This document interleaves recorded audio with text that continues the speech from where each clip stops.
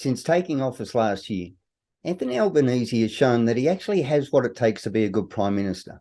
Many things he's done so far have proved to have been real winners, and it's been a refreshing change for Australia compared to what has been served up since 2007. We had failure upon failure from Rudd to Morrison, and Australia seemed rudderless without any real leadership. But Albanese has surprisingly, to many of his doubters, acquitted himself well as PM so far. He's down the knockers who thought that he would fail and not even be up to the job. We've even seen his approval ratings climb. And much of his policies he has implemented have promisingly been progressive in their foundation and solid in their intention, all designed to steer the country away from the failed politics of past governments. Albo is looking to shine. Now, let's take the concept of the voice to Parliament. It is a concept, if developed properly, has enormous merit and potential. And as Prime Minister, the test for Albo is for him to sell the concept to Australians. And just like any product, finding buyers requires a highly skilled salesman, someone who can take potential buyers on a journey and sell them the dream. And why should they buy or jump on board?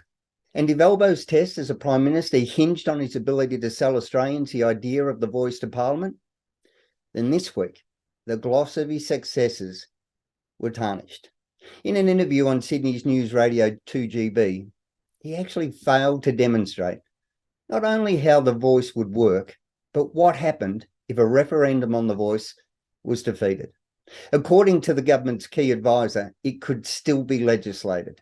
Now, when Albanese left open the option of passing it through Parliament in defiance of a no vote, even though he conceded the government had not received legal advice from the Solicitor General on the advisory body, claiming members could be both elected or appointed. Albo's interview left listeners confused when he would not or could not, and you can decide on that, answer questions on the mechanics of the voice. He said there was no suggestion voice members would be paid, but then added that the level of detail would be subject to legislation. Now, he also refused to confirm if Labor would honour the result of an unsuccessful referendum by committing not to legislate the body, triggering an outcry from voice opponents. Of course, Peter Dutton, who has repeatedly called on Albanese to put forward legislation to set up the voice ahead of the referendum, accused the PM of being tricky. According to Dutton, Albo, he says, is saying to the Australian public, if they vote no, that he will legislate the next day to bring it in. Is that right? Because if that is the case, well, then pass the legislation now and demonstrate to Australians how it can work. Because the Greens have said they'd need to discuss the idea with the government and Indigenous Australians. ACT Independent Senator David Pocock, Jackie Lambie and One Nation leader Pauline Hanson and United Australia Party Senator Ralph Babbitt said that they would oppose the legislation. The Voice to Parliament is an important initiative for Albo, and it's apparent he and the nation has a lot riding on it.